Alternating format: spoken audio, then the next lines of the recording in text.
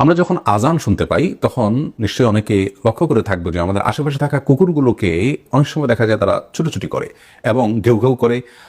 এই যে আজানের সময় কুকুরের দিক বিদিক ছুটে বেড়ানো কিংবা অস্বাভাবিকভাবে ঘেউ ঘেউ করতে থাকা, বিকট আওয়াজ করতে থাকা, কোরআন এবং হাদিসের আলোকে এর কোনো রহস্য বা তাৎপর্য আছে কিনা, এই প্রশ্ন উত্তর খুঁজতে গিয়ে সর্বপ্রথম যে হাদিসটি আমাদের মাথায় চলে আসে সেটি বুখারী মুসলিম একযোগে বর্ণনা করেছে এবং নবী করিম সাল্লাল্লাহু আলাইহি ওয়াসাল্লাম ইরশাদ করেছেন, যখন আজান এর আওয়াজ হাঁকা হয়, মুয়াজ্জিন যখন আজান হাঁকেন তখন শয়তান খুব বাজেভাবে পলায়ন করে, অর্থাৎ আজানের আওয়াজ শয়তানের জন্য বেশ কষ্টকর।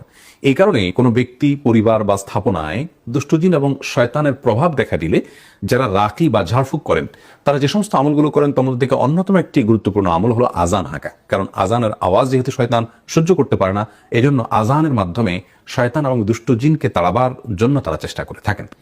এই হাদিস থেকে বোঝা গেল যে শয়তান ছুটোছুটি করে আজানের সময়।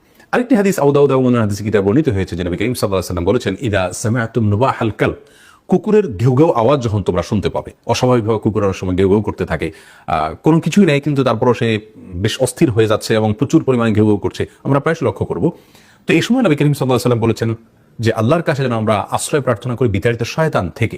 এই হাদিস থেকে বোঝা যায় যে শয়তানের আপনার মুভমেন্ট বা তার দিক বিদিক ছুটে বেড়ানো, এই বিষয়টা কুকুর বিশেষভাবে দেখতে পায়, যার কারণে কুকুরের এই বিকট আওয়াজ করার সময়টাতে আল্লাহ তাআলা শয়তান থেকে আমাদেরকে আশ্রয় প্রার্থনা করতে বলেছেন, যেহেতু শয়তানের আনাগোনা ওই জায়গায় সে দেখতে পায় পরিষ্কারভাবে। তো এখান থেকে বোঝা যায় আজানের সময় শয়তানের যে পলায়ন এবং ছটপট করে দিক বিদিক ছুটে বেড়ানো, এই বিষয়টি কুকুর দেখতে পায়। সে কারণে কুকুরের মধ্যে একটি বিশেষ পরিবর্তন আমরা দেখতে পাই, সেটি হাদিসেরই আলহামদুলিল্লাহ বাস্তব দৃশ্য হয়তো আমরা দেখতে পাই। বিষয়টিকে আরেকভাবে ব্যাখ্যা করা যায়, আর তা হলো যে সহিহ মুসলিমের হাদিসে নবী করিম সাল্লাল্লাহু আলাইহি সাল্লাম কুকুরকে বরং হাদিসের ভাষ্যে নির্দিষ্ট করে কালো কুকুরকে শয়তান বলে আখ্যায়িত করেছেন। এই হাদিসের ব্যাখ্যায় মুহাদ্দিসিনে কেরামের মন্তব্য হলো, মানে এই নয় যে সকল কুকুরই শয়তান, বরং এর দ্বারা বোঝানো হয়েছে যে শয়তান সবচেয়ে বেশি যে প্রাণীর উপর ভর করে বা যে প্রাণীর আকৃতি ধারণ করে ঘুরে বেড়ায় সেটি হলো কুকুর, অর্থাৎ আরো নির্দিষ্ট করে বললে কালো কুকুর।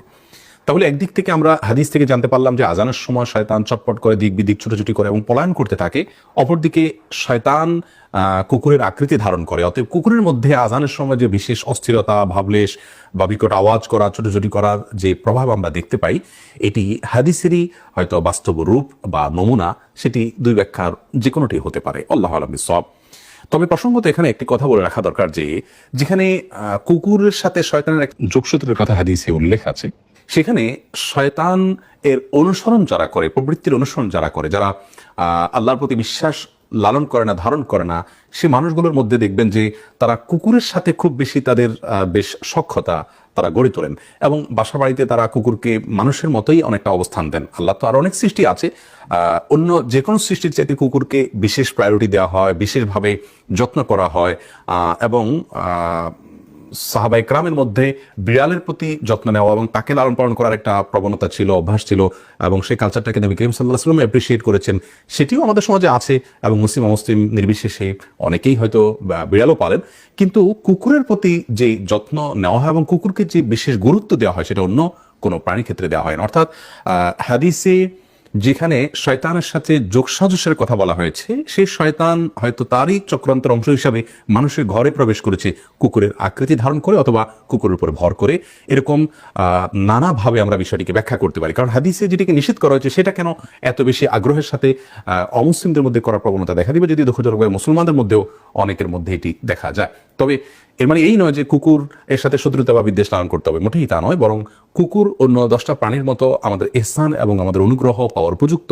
কারণ কোন কুকুর এর উপর শয়তান ভর করেছে বা আকৃতি ধারণ করেছে আমরা তো জানি না, এই জন্য আমরা গড়ে প্রত্যেকটা কুকুরকেই আমরা চেষ্টা করব একটা প্রাণী হিসেবে তার প্রতি আমাদের যতটুকু ইহসান করা উচিত ততটুকু যেন আমরা করি।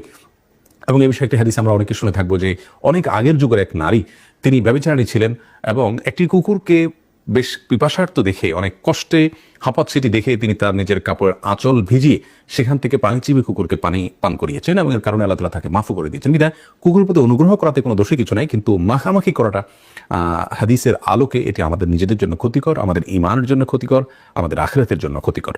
আর সেই সাথে আজানের সময় কুকুরের ছুটোছুটি করার বিষয়টি হাদিসের আলোকে একটা রহস্য রয়েছে, সেটি কিছুটা আমরা হয়তো আঁচ করতে পেরেছি। আল্লাহ তাআলা আমাদেরকে বোঝার তৌফিক দান করুন।